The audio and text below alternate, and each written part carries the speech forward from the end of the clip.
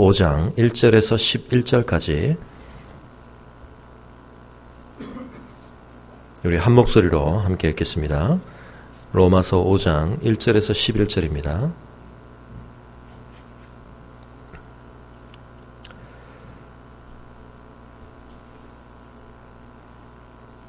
함께 있습니다.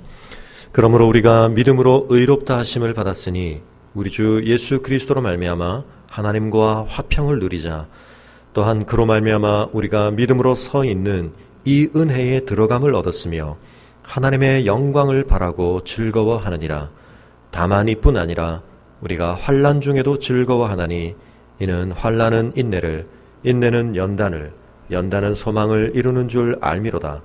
소망이 우리를 부끄럽게 하지 아니함은 우리에게 주신 성령으로 말미암아 하나님의 사랑이 우리 마음에 부음받음이니 우리가 아직 연약할 때에 기약대로 그리스도께서 경건치 않은 자를 위하여 죽으셨도다. 의인을 위하여 죽는 자가 쉽지 않고 선인을 위하여 용감히 죽는 자가 혹 있거니와 우리가 아직 죄인 되었을 때에 그리스도께서 우리를 위하여 죽으심으로 하나님께서 우리에 대한 자기의 사랑을 확증하셨느니라. 그러면 이제 우리가 그의 피로 말미암아 의롭다 하심을 받았으니 더욱 그로 말미암아 진노하심에서 구원을 받을 것이니 곧 우리가 원수 되었을 때에 그의 아들의 죽으심으로 말미암아 하나님과 화목하게 되었은즉 화목하게 된 자로서는 더욱 그의 살아나심으로 말미암아 구원을 받을 것이니라.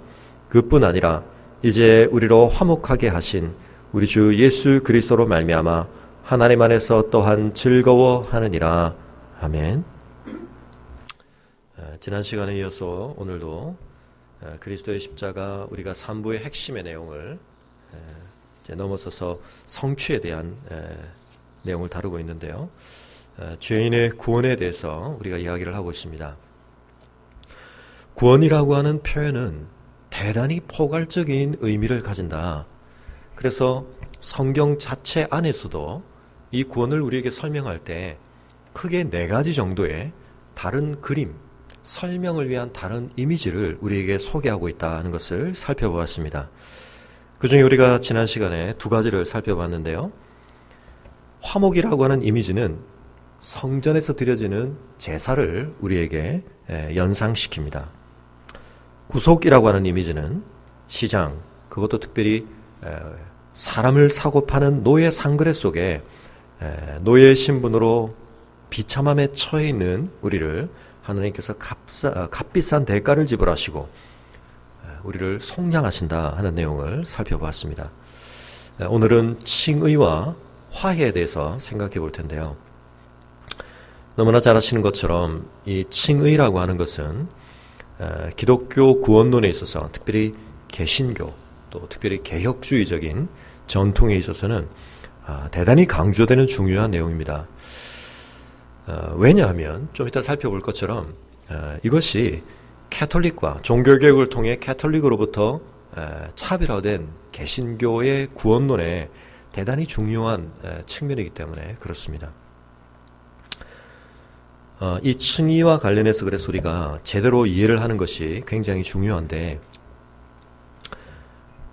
우리가 지금 계속 하고 있는 중요한 작업 중에 하나는 이 개념들을 우리가 지금 정리해 가고 있다. 그렇게 생각하시면 좋겠습니다. 똑같은 말을 쓰지만 우리가 그 말이라고 하는 그릇 속에 뭘 담느냐에 따라서 사실은 그 말의 쓰임새는 굉장히 달라지는 것입니다. 우리가 같은 말을 쓰고 있지만 그 말에 대해서 우리가 다 사전적인 동의를 담고 있지는 않습니다. 그래서 각자가 경험 속에서 좀 더 채우고 있는 내용들의 차이가 있는데요. 또 말이라고 하는 것은 문맥에 따라서도 상당히 그때그때 의미의 폭이나 내용이 조금씩은 변화가 있는 것을 보게 됩니다. 성경 안에서도 구원이라는 말, 믿음이라는 말, 의롭다는 말 이런 것들이 딱 고정된 하나의 기계적인 번역으로 가능한 그런 의미로 국한돼서 쓰이는 것이 아니라 놓여있는 문맥에 따라 앞뒤의 상황에 따라 그 말이 포괄하는 의미나 깊이나 또 내용의 강조점들이 조금씩은 달라지는 것을 보게 됩니다. 제가 오늘은 또 우리가 예배 시간이고 그래서 제가 그 영상은 보여드리지는 않겠지만 최근에 그 유튜브를 통해서 굉장히 그 유행했던 재미있는 동영상이 하나 있는데 혹시 보셨는지 모르겠는데 인루수가 누구야 하는 거 혹시 보셨습니까? 모르십니까? 다음에 기회가 되면 제가 한번 보여드리겠습니다. 집에 가셔서 혹시 조금 지루하시고 따분하실 때 한번 보시기 바랍니다. 그래서 미국에 있는 코미디언들이 한참 전에 옛날에 영어로 했던 거를 우리나라의 어떤 한 사람이 경상도 말 버전으로 바꿨어요. 그래가지고 두 사람이 대화를 나누는데 심심하실 때 한번 유튜브에 찾아보시면 인루수가 누구야 하시면 굉장히 많은 사람들이 본 동영상을 보시게 됩니다. 근데 두 사람이 대화를 주고받는데 이 두 사람이 정말 답답한 대화를 주고받습니다. 이유는 뭐냐면 한 사람이 야구팀의 이제 선수들 이름을 알고 있는데 이쪽 사람이 이제 묻는 거죠. 그래서 인루수가 누구냐고 묻습니다. 근데 재미있게도 그 야구팀 선수들의 이름이 좀 특이해요. 그래서 인루수 이름이 누구입니다. 누구. 그래서 인루수가 누구야 그러니까 누구야 그랬거든요. 그러니까 누구냐고 이제 이러면서 이제 문제가 심각해지는 거죠. 영어로는 뭐 who, 그다음에 이제 what 뭐 이러면서 이제 가는 겁니다. 그래가지고 야구단 이름이 다 그래요. 그래서 계속 이제 한 사람은 복장이 터지고 한 사람은 말을 하는데도 왜 이렇게 못 알아듣나. 그러니까 이게 이제 한 사람은 그게 의문사라고 들리는 거고 한 사람은 그 의문사가 고유대명사로 이제 지금 쓰이는 상황인 거죠. 그걸 서로가 공유하지 못하니까 맥락이 불일치한 가운데 계속 말을 주고받는데 대화가 되는 게 아니라 이제 우리는 지켜보는 우리는 굉장히 즐겁지만 대화가 되지 않는 그런 모습을 보여주고 있습니다. 그걸 더군다나 이제 경상도 버전으로 옮겨 놓으니까 경상도의 사람인 저로서는 굉장히 재미있게 봤는데요. 그뿐만이 아닙니다. 그래서 우리가 신앙적인 이 성장을 해 나간다고 할 때 성경이 쓰고 있는 개념을 그저 우리가 국어 사전을 뒤져가지고 나오는 말뜻을 가지고 이해하는 것은 신앙적인 사고를 키워가는데 전혀라고 말씀드릴 수 없죠. 거의 도움이 안 되거나 심지어는 우리에게 문제를 유발할 수도 있습니다. 그래서 우리가 사실은 서로가 관계가 깊어져서 그 사람을 안다라는 말 속에는 그 사람이 고유하게 가지고 있는 그 사람의 개념 사전을 우리가 이해하고 그 개념 사전들이 서로 어느 정도 이해 가능, 번역 가능한 상태에 이른다는 것을 의미할 수도 있습니다. 그래서 우리가 지금 쓰고 있는 이 칭의란 말, 의롭다함을 받는다라는 말에 대해서 여러분이 어떤 내용을 채우고 계신지 한번 생각을 해보시면 좋겠습니다. 지금 우리가 살펴가는 논의는 바로 그 개념이 성경 속에서 말하고자 하는 그 뜻을 조금 더 정확하고 또 깊이 있게 우리가 만들기 위한 작업입니다. 지난 시간에 말씀드렸던 것처럼 이 이미지를 우리가 살펴보는 순서에도 의미가 있다고 그랬습니다. 제일 먼저 화목. 죄인인 우리를 향한 하나님의 진노가 일단 해결되기 전에는 그 이상의 어떤 우리가 적극적인 선을 기대할 수도 없을 텐데요. 그러나 하나님의 그 진노가 누그러진 다음에 우리는 구속이라고 하는 조금은 소극적인 측면, 우리를 비참한 상태에서 건져내시는 측면을 생각했습니다. 그런데 이 칭의라고 하는 것은 구원에 있어서 굉장히 적극적인 측면을 반영하고 있습니다. 그런 점에서 때로 어떤 사람들은 칭의라는 말을 그저 사죄 받는다는 말하고 동의어처럼 취급을 하는데 그렇게 동의를 취급해버리면 칭의라고 하는 것이 차별화해서 좀 더 강조하는 어떤 측면을 부각시키지를 못한다는 거죠. 왜 그러냐면 사죄라고 하는 말은 우리의 죄가 유발한 어떤 마이너스적인 측면을 없앤다라고 하는 강조점이 있다고 한다면 칭의는 그죠. 마이너스를 없앤다. 그래서 그냥 중립적인 상태에 있다는 것이 아니라 플러스를 보태는 것, 더 적극적인 어떤 것을 우리가 누리게 될 자격을 획득하는 것, 이런 의미와 관련이 있습니다. 그래서 그저 우리가 죄인인 위치, 하나님의 진노를 받을 수밖에 없는 위치, 또는 구속도 그거보다는 조금 낫지만 칭의와 비교할 때 소극적인, 비참한 상태에서 우리가 건짐받는다. 이 정도가 아니라 칭의, 의롭다함을 받는다는 것은 적극적으로 하나님이 우리를 의인으로 여기시고 간주하신다라고 하는 것을 의미하는 것입니다. 신분의 엄청난 변화죠. 하나님의 진노를 받고 죄의 비참한 상태에 있던 우리가 그저 그런 것들, 마이너스가 해결되어져서 이제 본전인 상태가 되는 것이 아니라 하나님 앞에서 적극적인 의를 인정받는 상태에 간다. 이것이 칭의라고 하는 개념이 가지고 있는 중요한 강조점입니다. 이 이신칭의가 대단히 중요한 기독교의 구원을 설명하는 것이긴 한데요. 그러나 여기에 대해서 몇 가지 반대들이 좀 있어 왔다는 것을 살펴보게 됩니다. 제일 첫 번째는 이 말이 너무 법률적인 의미의 뉘앙스가 강하다. 그래서 특별히 이 율법적인 범주라고 하는 것을 구원과 관련해서 굉장히 불편하게 여기는 반감을 가진 사람들이 생각할 때 이 칭의라고 하는 개념은 구원을 표현하는 데 있어서 하나님과 우리가 맺는 인격적인 방식의 측면을 잘 못 살려주는 개념이다. 이렇게 비판을 한다는 것입니다. 그러나 우리가 지금 구원에 대해서 4가지 이미지를 살피고 있는데 그 각각의 이미지가 구원의 전부를 담는다라고 생각할 필요는 없는 거죠. 오히려 그 각각은 그 엄청난 구원의 총체성, 포괄적인 면의 어떤 한 부분들을 좀 더 부각해서 우리에게 강조하는 것입니다. 그러므로 칭의라고 하는 개념의 구원의 내용 전부를 걸 필요는 없기 때문에 이런 점을 우리가 구원의 다른 이미지들, 특별히 오늘 나중에 살펴보게 될 화해라고 하는 이미지와 잘 연결하면 칭의의 좀 부족한 부분, 하나님과 우리의 어떤 인격적인 관계적 측면, 그런 것들이 전혀 없지는 않지만 그 점을 좀 많이 부각시키지 못하는 면은 보완적으로 우리가 살펴볼 수 있다. 이렇게 생각할 수 있겠습니다.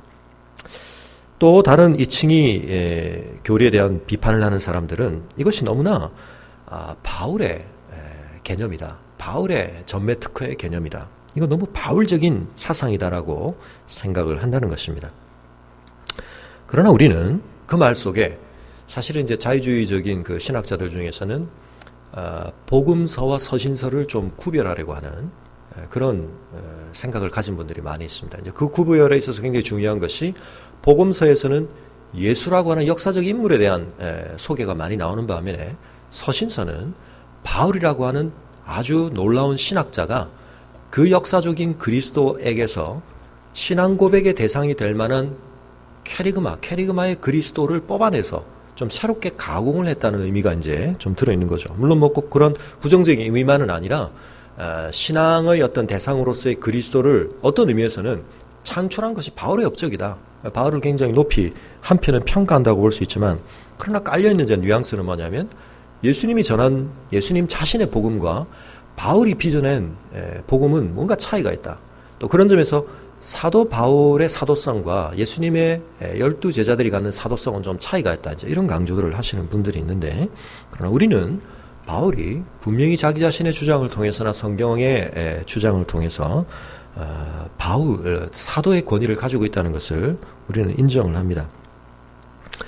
뿐만 아니라 복음서 속에서 예수님도 의롭다함 받는다라는 측면을 바리새인과 세리에 비유해서 드셨고 더 거슬러 올라가서 구약에도 보면 이사야 53장에서 하나님의 고난받는 종이 자신의 고난을 통하여 많은 사람들을 그들의 죄악을 감당함으로 의롭게 한다라고 하는 분명히 이 칭의의 개념은 성경 속에 뿌리 깊은 개념이다라고 하는 것을 생각해 보아야 한다는 것입니다. 근데 사실은 이제 제일 중요한 건 이 세 번째, 로마 카톨릭이 이 칭의의 개념에 대해서 반대하는 것입니다. 그들 그럴 것이 개신교가 카톨릭으로부터 자기의 정체성을 구별지으면서 차별화하여 가장 강조한 것이 칭의거든요. 그런 점에서 카톨릭은 이 칭의의 개념을 굉장히 비판합니다. 다만 우리가 이제 이런 점을 좀 보완할 필요는 있습니다. 개신교가 카톨릭과의 차별성만을 너무 강조하려고 하다 보니까 앞서 말씀드린 것처럼 칭의만이 구원의 전부는 아닙니다. 구원의 이미지를 굉장히 중요하게 보여주는 한 측면이지만 이 칭의라고 하는 것이 다른 이미지들하고 잘 보완적으로 우리에게 이해될 필요는 있습니다. 그러나 여기서 이제 우리가 카톨릭과의 비교를 좀 해볼 필요가 있는데요. 카톨릭은 특별히 이 칭의가 너무 법적인 선언이라고 하는 개념에 대해서 굉장히 반감을 가지고 있습니다. 그런 점에서 칭의라고 하는 것은 세례시에 발생을 하는데 그때 사죄와 새롭게 함이라고 하는 것이 그 안에 함께 포함되어 있다. 그런 가르침을 하고 있습니다. 그 과정에서 가톨릭이 강조하는 것은 의가 주입된다라고 하는 표현이 굉장히 중요합니다.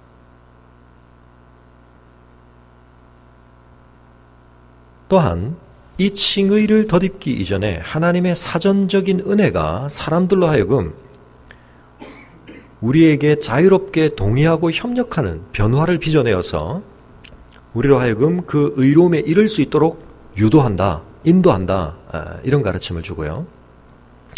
세 번째로는 세례 때 우리가 칭의를 받게 되는데 세례 이후에 그러면 죄를 범하였을 때 그 죄가 특별히 죽음에 해당한다고 생각하는 가톨릭에서 생각하는 심각한 죄일 경우에 이 죄는 칭의 시에 의롭다함을 받는 범위에서 제외가 됩니다. 그러므로 세례 시에 받은 칭의는 그 이전에 범한 죄에 대한 해당은 되지만 그 이후에 그러므로 참회라든지 고백과 고해 성사를 통하여서 그 죄들은 따로 정결케 되는 과정을 반드시 거쳐야 하고 그 과정 속에서는 인생이 어떤 그 착한 선한 행위를 통한 공로를 쌓는 것이 가능하기도 하고 필요하다. 이제 이런 측면들이 이제 가톨릭의 중요한 우리와의 좀 강조점의 차이인데요. 이제 결국 가장 중요한 부분 중에 하나가 결국 이 의롭다함을 받는다라고 했을 때 하나님이 그저 우리를 의롭다라고 선언하시는 것에 그치는 거냐, 아니면 진짜 우리가 속속들이 의로워지는 거냐, 이제 요 강조점에 중요한 차이가 있는 것입니다. 근데 개신교에서 강조하는 칭의의 측면은 우리가 구원에서 특별히 칭의라고 하는 것을 통해 우리가 강조하려고 하는 것은 하나님 앞에서 우리가 예수 그리스도의 공로를 덧입어 예수 그리스도의 구속의 은혜를 의지하여 의롭다함을 선언받는다라고 하는 측면을 우리는 강조하는 것입니다. 그래서 우리가 의롭게 되어진 것, 우리 속에 그 의의 모든 것이 다 가득 찬 것은 아니라고 하는 측면을 우리는 분명한 차이점으로서 강조하는 것입니다. 자, 그럼 그렇게 말하는 것이 뭘 위한 거냐라고 했을 때 우리가 칭의라고 하는 것을 중생이라는 개념 또는 성화라고 하는 개념하고 분명히 구별해서 이해하는 것이 필요하다는 것입니다. 물론 이것이 우리의 영적인 현실 안에서 어떻게 실제적으로 구별되느냐, 이걸 설명하기는 참 쉽지가 않습니다. 그러나 적어도 우리의 이해 속에서 구별될 필요는 있는데, 우리가 중생하는 것과 칭의를 받는 것은 사실은 거의 동시라고 말할 수 있습니다. 그러나 칭의를 통해서 우리가 성화가 완성되는 것처럼 생각하는 것은 분명히 구별을 해야 한다는 것입니다. 성화라고 하는 것은 칭의와 함께 시작을 함께 하지만 그건 일생을 통해서 완성되어가는 점진적인 과정입니다. 그래서 이 성화라고 하는 것은 성도의 상태, 영적인 성숙도와 상태에 따라서 개인마다 차이가 있을 수 있고 그 개인의 영혼 안에서도 점진적인 차이가 발생할 수 있는 것입니다. 그러나 칭의라고 하는 것을 그럼 이것과 구별함으로써 강조하라는 건 뭐냐? 칭의라고 하는 것은 그 즉시로 즉각적이면서도 온전한 성격을 갖는다는 것이 중요합니다. 이것이 개신교가 강조한 굉장히 중요한 측면입니다.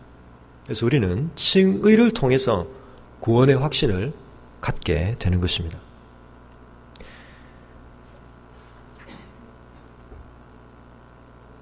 자, 그런 점에 있어서 그러나 하나님이 그저 우리를 의롭다고 선포하신다는 것을 너무 가볍게 생각하시면 안 됩니다. 왜 그렇습니까? 이 말은 우리가 속속들이 다 의로워졌다는 건 아닙니다. 이해가 되시나요? 그러나 하나님이 우리를 바라보실 때 어떻게 보신다고요? 의로운 자로 여기시고 간주하시는 상태에 우리가 이른다는 뜻입니다. 그럼 그 차이가 왜 필요하냐? 우리의 어떠함 때문에 우리가 의롭다함을 받은 게 아니라는 것을 강조하기 위한 것입니다. 이해가 되시나요? 우리가 완전히 의로움으로 다 가득 찼다는 결과 그것을 근거로 해서 하나님이 우리를 의롭다고 하신 게 아니라는 거죠. 하나님이 우리를 의롭다, 좀 이따 나중에 좀 더 강조하겠습니다만 하나님이 우리를 의롭다고 하신 근거는 우리 안에 있는 게 아니고 우리 밖에 그리스도에게 있는 것입니다. 1차적으로는. 물론 그것이 우리와 무관하게 있어서는 안 됩니다. 나중에 믿음의 연결을 우리가 이야기하겠지만 그러나 적어도 논리적으로 이 구별을 하는 중요한 이유는 구원의 근거가 우리 안에 있지 않다는 걸 우리가 고백하는 방식입니다. 그러므로 칭의의 개념을 정확하게 이해하는 것은 구원론에 있어서 대단히 중요한 부분입니다. 내 행위가 또는 내 성품이 하나님께서 바라보실 때 그 하나님의 놀랍고 영광스럽고 완전한 의의 기준에 합격점에 이르렀기 때문에 하나님이 너 구원받을 만해 라고 우리를 구원하지 않으셨다는 것입니다. 그건 우리와 무관하게 어떤 의미에서 일어났습니다. 오늘 우리가 로마서에서 읽었을 때 뭐라고 그랬습니까? 하나님이 우리를 의롭다 하신 것은 언제라고요? 우리가 아직 죄인 되었을 때, 5장 8절에. 혹 어떤 사람들이 다른 사람을 위해 죽는다라고 할 때 의인들을 위하여 죽는 자도 쉽지는 않고 선인을 위해 죽는 자가 용감하게 혹 있을지는 모르지만 우리가 의롭다함을 받은 것은 우리는 전혀 의롭지도 선하지도 않은 죄인 되었을 때 하나님이 행하신 일이라고 말하고 있습니다. 그래서 구절이 말하는 바와 같이 우리는 그의 피로 말미암아 의롭다함을 받는다는 것을 강조하는 것입니다. 자, 여기서 우리가 이제 하나씩 개념을 좀 정확하게 정리할 필요가 있는데요. 그러나 여기서 하나님이 선언하시고 선포하신다는 것을 너무 가볍게 여기서는 안 되겠죠? 네. 왜 그렇습니까? 그래, 뭐 내가 너 괜찮은 사람이라고 인정해 줄게. 물론 그 말이 우리를 굉장히 기분 좋게 할 수 있습니다. 아니, 우리에게는 굉장히 필요하고 중요한 말이기도 합니다. 우리는 다른 누군가의 인정을 굉장히 필요로 합니다. 그리고 그건 우리의 삶에 굉장히 중요한 우리의 정체성과 자존감의 토대와 자원이 됩니다. 누군가가 여러분을 비난하거나 부정적으로 평가하는 보다는 그래, 나는 당신을 괜찮은 사람이라고 인정해 줄게, 여겨줄게. 그런 시선과 마음이 진정으로 우리를 향해 있다는 걸 안다면 우리가 굉장히 기분이 좋겠죠. 그러나 지금 하나님께서 하시는 것은 그런 어떤 심리적 만족감을 주는 것을 넘어서는 것입니다. 이건 분명히 효력과 신뢰성을 가진 선포라고 하는 것을 우리가 이해하는 것이 중요합니다.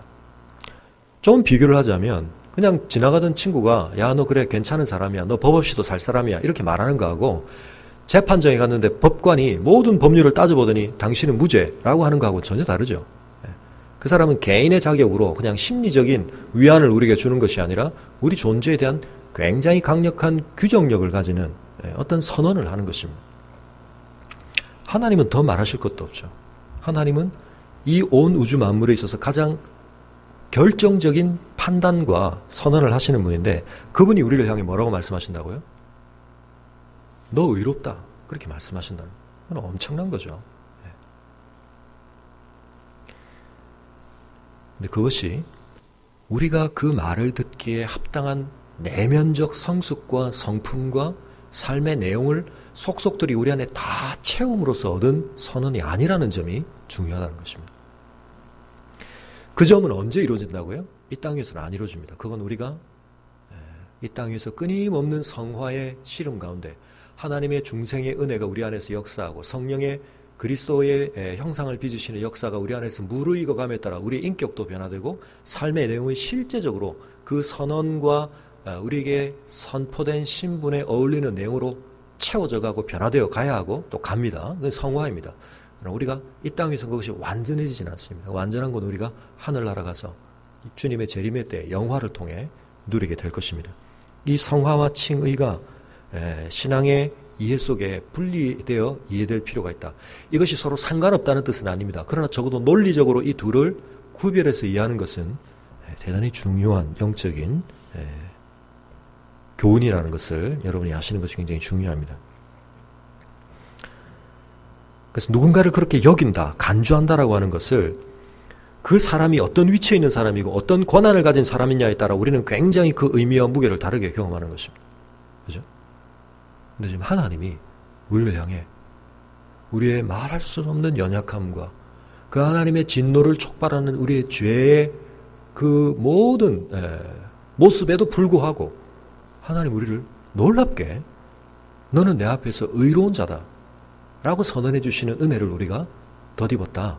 그것이 중요한 구원의 한 측면이다 라고 하는 것을 말하고 있다는 것입니다. 우리의 행위에 대한 얘기는 좀 이따 다시 한번 드리겠습니다만 우리가 이 믿음을 통한 의롭다함 받는다라고 하는 것을 마틴 루터가 중요한 종교개혁의 주제로 삼고 나왔던 것처럼 가톨릭은 상대적으로 이걸 굉장히 불편하게 생각합니다. 왜냐하면 그렇게 이해된 칭의라고 하는 것은 법적인 어떤 허구 아니냐. 아니 당신의 내용하고는 아무 관계없는 그런 거대한 장난, 엉터리 거래가 아니냐. 당신의 속사람을 전혀 변화시키지 못하는 그런 칭이라는 것이 뭐냐? 도대체 당신은 실제로 변하지 않았으면서 변했다고 선언하는 것이 아니냐? 그리고 이 오직 믿음에 의한 칭이라고 하는 교리는 오히려 계속해서 죄를 짓도록 조장하는, 그걸 허용해주는, 만들어주는 얄팍하게 가정된 면허증 아니냐, 이런 비난을 한다는 것입니다. 물론 이 점에 있어서 우리가 굉장히 주의를 해야 합니다. 복음주의가 또는 종교개혁 이후의 개신교가 구원은 우리의 행위로 말미암는 것이 아니라 하나님의 은혜로 전적으로 주어진다는 것을 강조하기 위한 중요한 개념으로 이 칭의를 부각시켰을 때 우리가 마치 선행의 중요성이 전혀 우리의 신앙의 삶에서 인정될 필요가 없는 것처럼 여기게 만드는 그런 인상을 심어준 것은 우리가 잘못했다는 것입니다. 그러나 바울조차도 바로 이 비난을 실제로 성경 속에서 받았던 걸 밝히고 있는 걸 보게 될 때 이 주장을 그런 위험이 있음에도 불구하고 강력하게 하는 것이 필요했던 것을 우리가 보게 되는 것입니다. 칭의의 교리를 잘못 이해하면 분명히 우리에게 그럴 위험이 굉장히 있습니다. 영적 삶의 성화의 실현과 관련해서 굉장히 중요한 동력을 우리가 잃을 위험이 있음에도 불구하고 바울 자신이 이 비난을 실제로 받았습니다. 좋다. 그렇다면 은혜를 더하게 하려고 죄를 더 짓자. 네 말을 따르면 그런 논리 아니냐.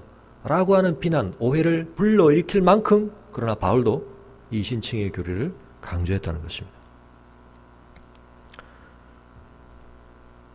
그래서 우리가 중생이라든지 거듭남이라든지 또는 성화라고 하는 구원의 측면을 분명히 잘 연결시켜서 이해를 해야 되겠지만 그러나 칭의라고 하는 말을 할 때 우리가 한 가지 분명하게 짚고 넘어야 할 것은 이것은 우리의 구원이 우리의 행위와 우리의 속속들이 변화된 성품의 결과로서 하나님 앞에서 인정받는 것이 아니라는 것입니다. 시험 한번 쳐보자. 꽈락은 60이야. 적어도 너희들이 성품이나 너희의 삶의 선행 정도가 내가 100점까지는 안 바랄 테니까 60은 넘어야지. 60 이하는 탈락이다.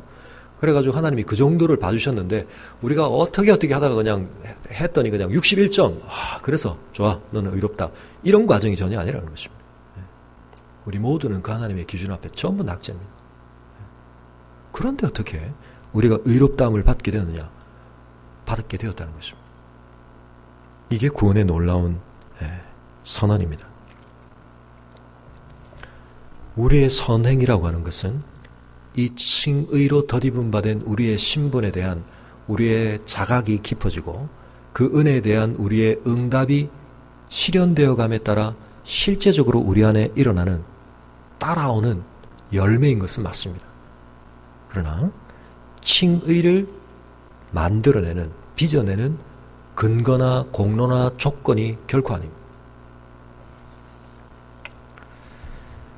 분명히 칭의라고 하는 것은 외적이고 법적인 선언이라고 하는 측면을 그래서 여러분이 명확하게 이해하시는 것이 대단히 중요합니다.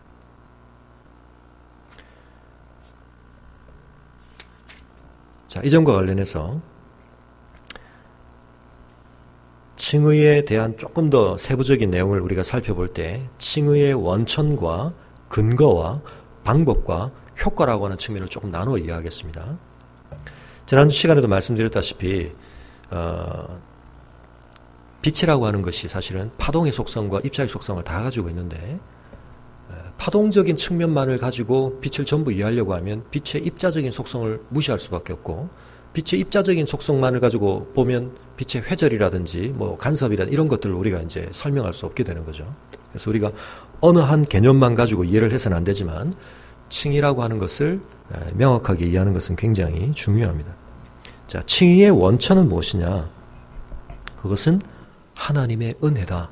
이것을 정확하게 이해하시기 바랍니다. 아무도 하나님이 우리를 의롭다고 인정하실 수 있는 어떤 작용을 하나님께 한 적이 없습니다. 칭의의 원천이 하나님의 은혜라는 말은 그 말입니다.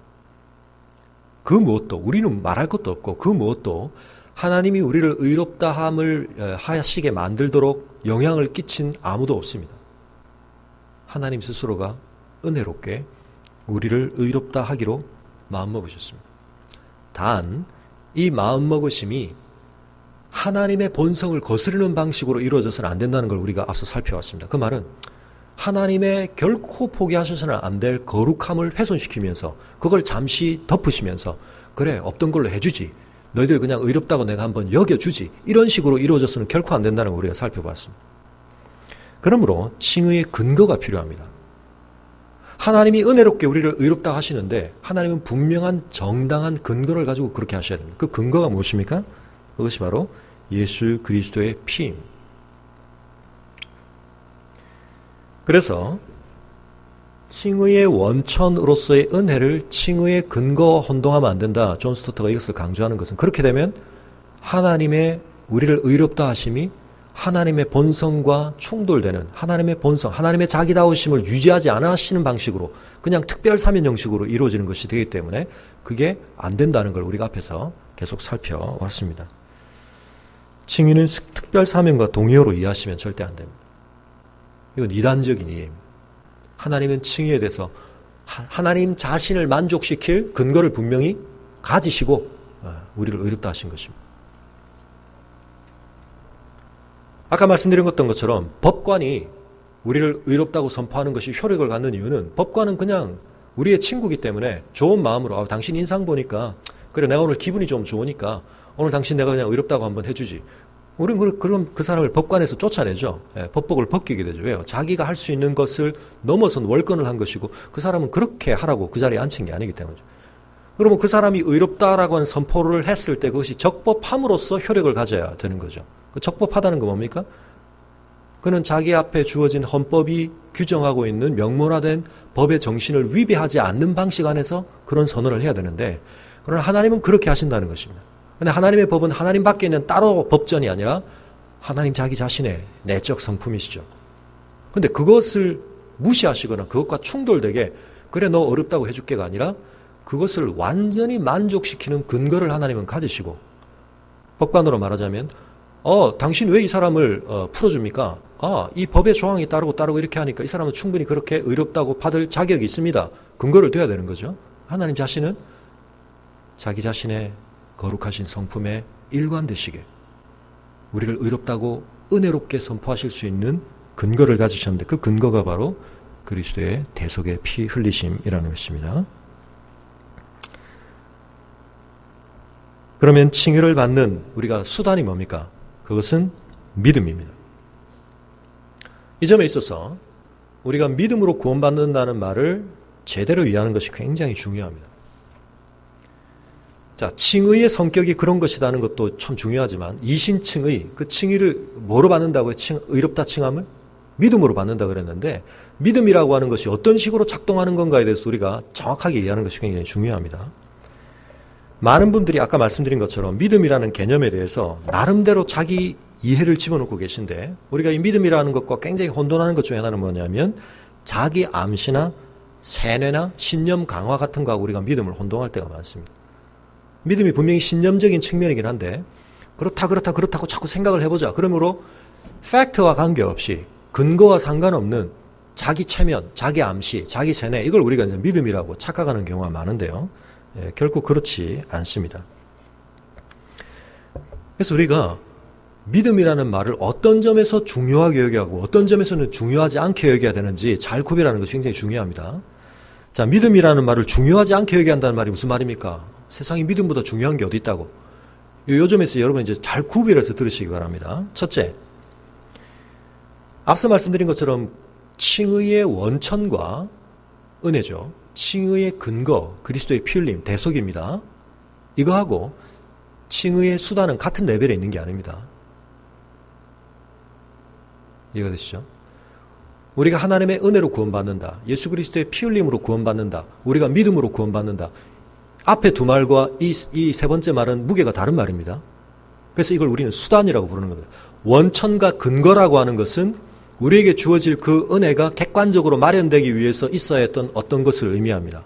그러나 수단이라고 하는 것은 그걸 우리가 받아들이는 하나의 방식을 지금 이야기하는 거거든요. 그러니까 믿음으로 구원받는다는 말을 우리가 과잉 이해해서 믿음이 중요하긴 하지만 그것에 지나친 의미를 부여하시면 안 됩니다. 그렇게 되면 구원론이 어떻게 빠져버리냐면 구원에 대해서 주관적인 자기 신념화가 굉장히 중요해져 버립니다. 그래서 맨 처음 우리가 얘기했던 거, 구원에 대한 객관적인 이해 전혀 없이 주관적 이해로 바로 갑니다. 이건 기독교 구원론에서 굉장히 위험한 접근입니다. 그래서 우리가 뭘 먼저 자꾸 확인해야 한다고 그랬습니까? 십자가를 보고 울고 보지 말고 보고 오랬는데 봐야 한다는 게 뭡니까? 칭의의 원천과 근거에 대한 정확한 성경의 계시를 따른 진리를 우리가 알고 그걸 믿는 거거든요. 비유라고 하는 것은 늘 한계가 있기 때문에 이 비유로 여러분의 이 설명을 전부 다 이해하지는 마시길 바랍니다. 그러나 이렇게 말을 할 수 있습니다. 우리가 구속의 측면과 관련해서 한번 이 믿음을 연결시켜 보자면 우리가 엄청난 빚을 졌습니다. 누군가가 대신 나타나서 우리는 갚을 수도 없는 뭐 예를 들면 뭐 한 100억이라고 할까요? 뭐 한 평생 우리가 노력해봐야 뭐 그 정도 돈 버실 수 있는 분이 계신지 모르겠습니다. 뭐 저한테는 꿈도 꿀 수 없는 100억의 빚을 제가 졌는데 누군가가 나타나서 100억 내가 갚아준다. 통장에 입금했다는 것입니다. 그건 나와 아무 관계없이 이루어진 일이죠. 근데 중요한 건 내 통장에 돈이 들어있다는 것과 내가 그 돈을 꺼내어 인출한다거나 또는 뭐 적어도 요즘 같으면 전자 또는 뭐 인터넷을 통해서 내가 필요한 그것으로 그것이 집행되도록 한다거나 효력을 발생한다고 한다거나 어쨌든 내 궁핍한 상황으로 그것이 실제적으로 들어오도록 한다거나 문제 상황에 그 돈이 쓰여지도록 하는 과정은 또한 남아있는 거죠. 이해가 되시나요? 내가 그걸 안 찾았으면 어떻게 됩니까? 그게 들어있나 마나 소용이 없는 거죠. 그런 점에서는 우리에게 적용되어지는 채널이라고 하는 것이 굉장히 중요한 겁니다. 어떤 의미에서요? 그 엄청난 거를 네가 만들려고 하면 그건 할 수도 없는 건데 그게 되어 있는데 왜 못 쓰니? 그거 하나를 네가 안 해가지고 이 엄청난 효력을 네가 못 누리고 있다는 건 너무 안타깝다라는 점에서 믿음은 굉장히 중요한 것입니다. 그럼 거꾸로 내가 아무리 내 통장에 돈이 들어와 있을 거야. 소용없죠. 그런다고 돈이 들어오나요? 그렇지는 않다는 것입니다. 돈은 내가 그렇게 내 신념을 자꾸 강화한다고 돈이 내 통장 안에 숫자가 내가 들어올 거야, 돈이 생길 거야, 그렇게 주문을 외운다고 내 통장에 내가 그걸 굉장한 신념으로 강화할 때마다 내 통장에 희미하던 0이 하나씩 붙고 뭐 이렇게 늘어가는 게 아니라는 거죠. 이해가 되시죠? 그 차이를 우리가 분명히 이해해야 돼요. 믿음으로 구원받는다는 말은 내 신념을 나는 하나님이 의롭게 여길 사람이야 아무 소용없다는 것입니다. 십자가에서 하나님이 실제로 우리의 구원을 위해 이루신 그 공로를 우리가 깨닫고 그걸 인정할 때 그게 이제 우리의 삶의 효력을 발생하는 거죠. 우리 구원에 있어서 믿음은 아무것도 아닙니다. 어떤 의미에서. 그래서 바울이 뭐라고 말합니까? 너희 믿음조차 뭐라고요? 선물이다. 바꿔 얘기하면 혹 이신칭의의 믿음을 강조하다 보니까 어떤 또 오해가 생기느냐. 행위는 우리의 구원의 공로가 될 수 없고 우리의 구원의 조건과 근거가 될 수 없다는 거 이제 너무 잘 들어서 아는데 이번에는 뭐가 엉뚱하게 공로가 됩니까? 내가 믿었다는 사실. 안 믿었으면 내가 구원 못 받는데 나는 믿었어. 안 믿는 사람 많은데 나는 믿었어. 거기에 대해서 바울이 뭐라고 하면 네 믿음조차 하나님의 선물이다 그렇게 얘기하시는 거거든요. 네가 믿었다는 사실은 너무 그렇게 방점을 찍지 말라는 거죠. 네 믿음이 그 엄청난 액수를 벌어온 게 아니라는 거죠. 그건 하나님이 은혜로 주신 거고 그 은혜가 집행될 수 있도록 그리스도께서 근거를 대신 거고 다만 그러나 너희가 그것을 참되게 인정하고 믿는 것은 중요하다. 분명히 그 얘기는 하십니다. 근데 우리의 믿음이라는 건 내가 주관적으로 강화하는 게 아니라 그 믿음의 대상이 갖고 있는 믿음직스러움을 알아가면 알아갈수록 우리 안에 불러일으켜지는 거죠. 우리가 아브라함의 경우에서 본 것처럼 아브라함이 하나님을 알아간 만큼 그 믿음이 강화되어 가는 것. 그래서 지금 좋은 나무 교회에 계신 우리 성도님들이 저에 대해서 신뢰하는 정도도 조금씩 차이가 있을 수 있습니다. 저를 뭐 이제 한 1, 2년 좀 알아오신 분도 계시고, 뭐 이 중에는 이제 좋은 나무 교회 시작하고 본격적으로 저랑 좀 교절하신 분도 계시고, 어떤 분은 한 20년 알아온 분도 계시고, 그렇죠. 어떤가요? 경험한 것의 차이, 뭐 여러 가지 사건의 차이에 따라서 제가 여러분에게 갑자기 여러분이 이제 예배마청을 하시는 집사님 1,000만 원만 좀 빌려주시죠. 이렇게 했을 때 이제 여러분의 반응이 굉장히 다를 수 있습니다. 그죠? 물론 가지고 계신 재력의 범위에 따라서 뭐 1,000만 원 좀 껌이야 이런 분의 이제 차이가 아니라 똑같이 1,000만 원을 가지고 계신데 어떤 분은 개척교회 따라오는 게 아닌데 뭐 이런 생각을 하시는 분부터 어떤 분은 목사님이 많이 어려우신가 보다. 당장 빌려드려야지. 우리 목사님은 반드시 그 돈을 갚으실 분이야. 뭐 이렇게 생각을 하시는 분까지 후자의 분이 많으시기를 바랍니다. 뭐의 차이인가요? 서로가 경험해오고 알아온 바 신뢰에 쌓인 정도의 차이죠. 그런 것처럼 하나님에 대해서도 마찬가지입니다. 그래서 여러분이 지나가는 누군가가 여러분한테 1,000만 원 빌려주시고 그러는데 나는 믿습니다. 이 사람이 돈을 갚을 사람이라고 믿습니다. 이러면서 빌려주는 거는 이건 이상한 믿음이죠. 적어도 근거를 따져봐야 되지 않겠습니까? 적어도 하다못해 인상착이라도 본다든지 아니면 그 사람의 옷이라도 본다든지 그죠? 물론 그런 것들을 이제 속이기 위해서 얼마든지 꾸밀 수 있겠지만 우리는 믿음이라는 근거를 필요로 하는 것입니다. 그래서 내 신념을 내가 불러일으켜가지고 강화하는 게 믿음이 아닙니다. 그건 믿음의 대상이 우리에게 부여하는 믿음직스러움을 우리가 진정으로 바르게 접하고 그걸 이해하고 그걸 알아가는 과정 안에서 우리에게 생기는 거거든요. 그러나 그것이 형성되어지고 발휘되어지느냐 아니냐조차도 사실은 하나님의 놀라운 은혜 안에 포함되어 있는 것이긴 하지만 이 부분이 엄청난 것을 사실은 가능하게 하는 중요한 채널이라는 점에서 믿음을 강조하는 것이고 또 하나 오직 믿음으로만이라고 강조하는 것도 어떤 다른 것을 통해서가 아니라 오직 하나님이 제공하시는 것을 우리가 받는 것이라는 것을 강조하는 것입니다. 근데 마지막으로 이 칭의가 가져다주는 효과가 뭐냐? 이 효과라고 하는 측면을 우리가 이해하는 데 있어서 굉장히 중요한 것은 그리스도와의 여기서 인격적인 관계를 이미 우리는 좀 연결시킬 필요가 있습니다. 왜냐하면 믿음이라고 하는 것은 단순한 지적인 동의를 넘어서는 것입니다. 어떤 것입니까? 믿음은 연합입니다. 그래서 바울의 신학에 있어서 대단히 중요한 핵심 개념 하나가 있는데 그게 뭐냐면 전치사 하나인데요. In Christ. 그리스도 안 이 말입니다. 바울이 그걸 굉장히 강조합니다. 그래서 이신칭의의 교리가 왜곡되고 잘못되어지는 중요한 빠진 연결고리가 뭐냐면 바울의 이 중요한 강조점입니다. 그리스도 안이라고 하는 말. 그래서 믿는다라고 하는 것은 존재적인 연합을 가능하게 하는 것입니다. 제가 우리 부활절 성찬식 하면서 설명드렸지만 요한복음 6장에서 어떻다고요? 믿는다라는 동사와 먹는다라는 동사가 상호교환적으로 쓰인다 그랬습니다. 그래서 먹음을 통해서 일어난 일이 뭐라고요? 음식을 먹는 자와 그 먹음의 대상이 되는 음식 사이에 먹는 과정을 통해서 소화 흡수되어져서 완전한 몸을 구성하는 성분으로 화해버리는 것. 연합, 분리 불가능한 하나됨이 일어난다고 그랬죠. 믿음이 이제 그걸 말하는 거거든요. 비유적으로 좀 설명을 하자면 내가 누군가를 믿을 수 있다, 믿게 된다. 그 믿음을 통해서 우리가 경험하는 건 뭐냐면 그 대상이 가지고 있는 자원을 내 것으로 삼을 수 있게 됩니다. 예를 들면 논문을 쓰는데 어떤 자료가 신뢰할 만한 자료냐 아니냐에 따라서 이제 수고가 달라집니다. 내가 믿을 만한 자료를 참고해서 논문을 쓰게 되면 어떻게 됩니까? 나는 그걸 인용만 하면 됩니다. 그 사람이 그 주장을 하기 위해서 연구해야 하고 뒷받침해야 하는 모든 근거를 내가 일일이 다 조사할 필요 없죠. 그 주장이 맞다는 걸 그 사람의 권위에 의존해서 나는 끌어서 쓰면 됩니다. 그런데 신뢰할 수 없는 것을 주장하고 있을 때 그 주장이 내 지금 주장을 뒷받침하기 위해서 굉장히 좋은 거지만 이 사람의 신뢰성이 없으면 우리가 믿을 수가 없으면 그건 내 걸로 삼을 수가 없는 거죠. 삼으면 안 되는 거고요. 믿는다라고 하는 것 안에서는 믿음의 그 대상의 자원을 우리의 것 삼을 수 있는 연결, 연합이 이제 일어나는 것입니다. 그래서 우리가 그리스도 안에서 누리는 은혜라고 하는 것을 강조하는 것인데요.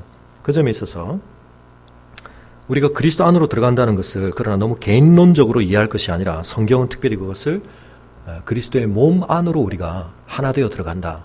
몸의 지체가 된다라고 하는 점을, 즉 메시아 공동체의 일원으로 들어간다라고 하는 점을 강조한다. 그리고 그 공동체는 선한 일을 위해 세워진 몸이다라고 하는 것을 강조하고 있다는 것입니다.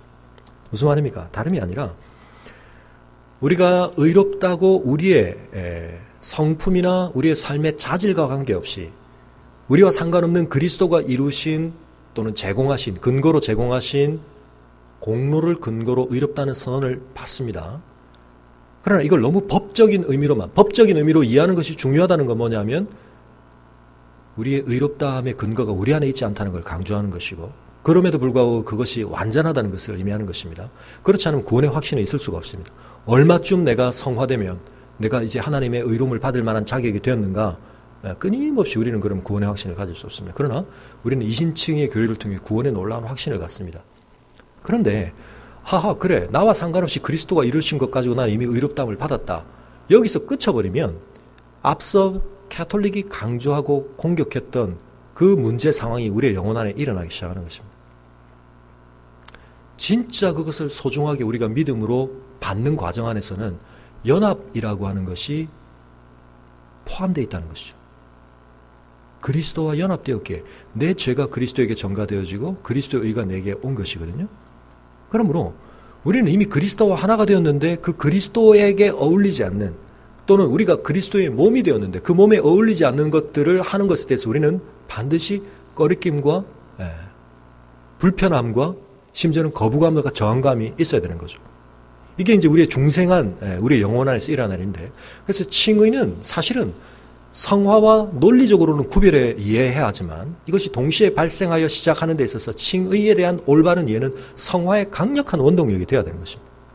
칭의의 교리를 깊이 제대로 이해했다는 건 무슨 말이냐면 성화에 대해서 엄청난 자원을 가진다는 뜻입니다. 당연히 그렇지 않겠습니까?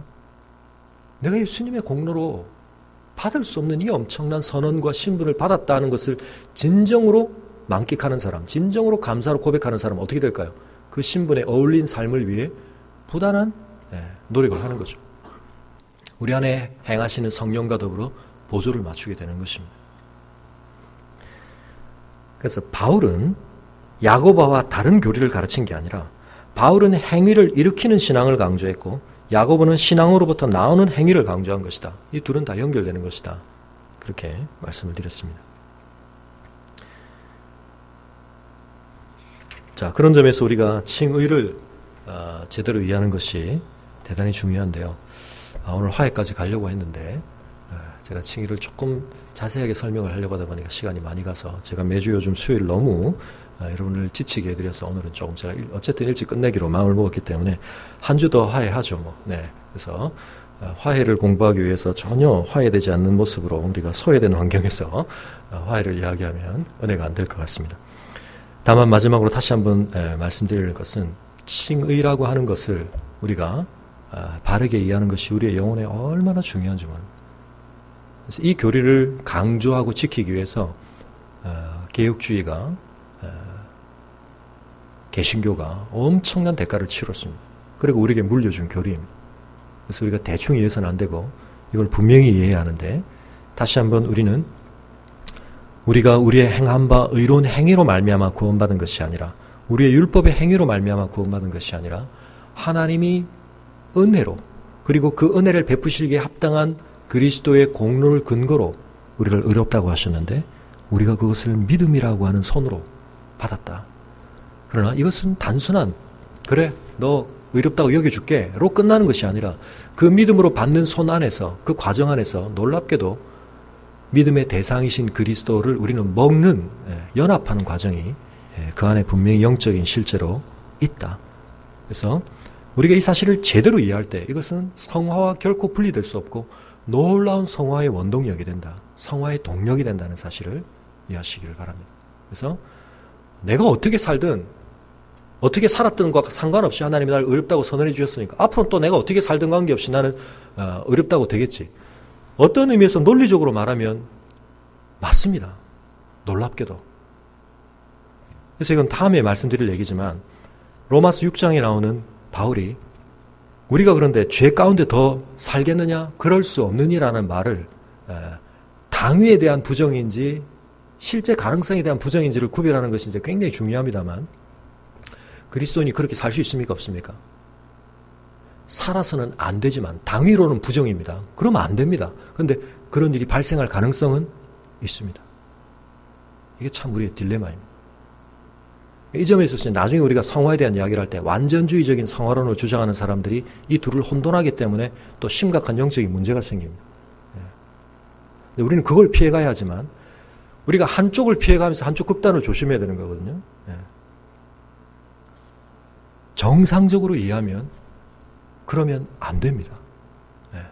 근데 그럴 수 없는 건 아닙니다. 근데 그럴 수 있다는 가능성을 즐기는 것은 우리의 몫이 아닙니다.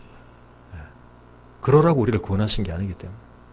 우리 안에 있는 구원에 대한 진정한 이해는 내가 행한 바, 내 행위에 대한 걸맞지 않는 이 의로움을 하나님 앞에서 은혜로 받은 것에 대한 넘치는 감사로 말미암아 우리의 죄에 대해 스스로를 밉게 바라보고, 에스겔서나 이런 데서 말하는 것처럼 오히려 그 은혜를 받았을 때 나 자신에 대한 강력한 자기 부인의 의지가 발생하는 거죠. 지금까지는 똘똘 뭉쳐서 이게 난지 죄인지도 모르고 얽혀있던 것에 대해서 이제 분리가 가능해지기 시작합니다. 하나님의 은혜로 나하고 전혀 어울리지 않는 시선으로 나를 보시는 그분의 시선 앞에 사로잡히는 순간 내가 나를 보는 시선 안에 새로운 영적인 다중인격, 다중이가 돼야 됩니다. 바울이 로마 7장에서 말하는 건데요. 영적인 다중이가 돼야 됩니다. 내가 나에 대해서 새로운 시선으로 봅니다. 내 죄에 대해서. 그것은 굉장한 성화의 원동력이 되는 것입니다. 제가 연결시켜서 말을 하기 시작하면 자꾸 말이 길어지기 때문에 여기서 일단 오늘은 끊고 우리가 오늘 한 가지만을 정확하게 하나님 앞에 기억하며 우리 함께 기도하겠습니다. 우리가 하나님 앞에 의롭다함을 받았습니다. 꼴 보기 싫은 너희들, 그냥 내가 진노는 안 할 테니까 나와 상관없이 살아가 아니라 하나님 앞에 떳떳이 서기에 부족함이 없는 내 눈앞에 너희들이 의롭다라고 말씀하시는 존재가 우리가 되었다고 말합니다. 아무것도 한 것이 없습니다. 그러나 그리스도가 엄청난 것을 하셨습니다.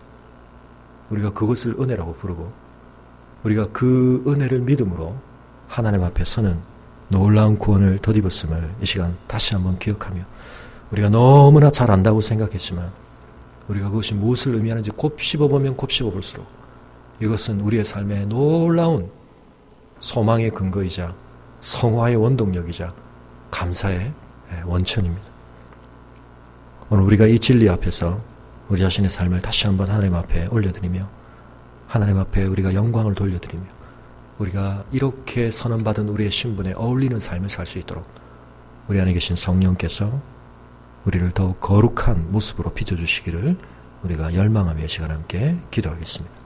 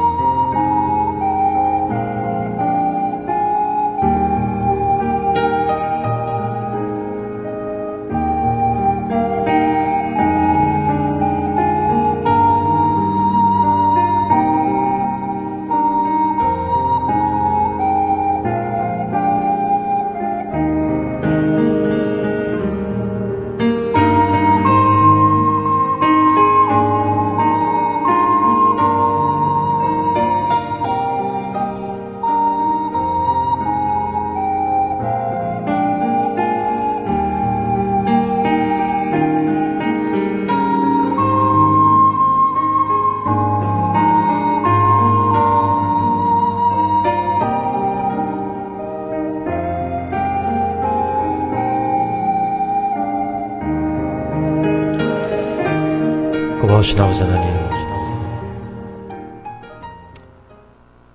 하나님이 얼마나 거룩하신 분인지, 그리고 그 하나님의 거룩은 결코 한순간도 줄어들거나 포기될 수 없는 우리의 죄를 진멸하시고 소멸하시는 불로 발휘될 수밖에 없는 거룩인 것을 주님 저희가 아는데, 저희 자신이 아는 범위 안에서만 판단하더라도 저희는 결코 그 거룩하신 하나님 앞에 감히 설 수 없는 연약함과 죄로 얼룩진 인생들인 것을 주님 고백합니다. 그런데 하나님께서 저희를 대하시되 저희의 행한 바, 저희의 행위로 저희를 판단하고 대하지 아니하시고 아들께서 우리의 그 모든 행위의 대가, 하나님이 진노하셔야 될 그 모든 형벌을 친히 담당하심으로 말미암아 그것을 공로와 근거로 저희를 향하여 넘쳐나시는 그 은혜를 여전히 더딥혀 주시고 우리를 존귀하게 하나님 앞에 세우셔서 하나님 앞에 감히 고개를 들게 하시고 하나님을 향해 입술을 열어 간구할 수 있고 하나님을 향해 기도할 수 있는 자녀된 특권을 심어주시며 우리를 의롭다고 선언해 주신 이 은혜를 감사합니다. 이 은혜를 온전히 깨닫게 하여 주시옵소서. 이 은혜를 진리 가운데 밝히 깨닫게 하여 주시옵소서. 이 은혜를 깨달을수록 우리가 겸손해지기를 원합니다.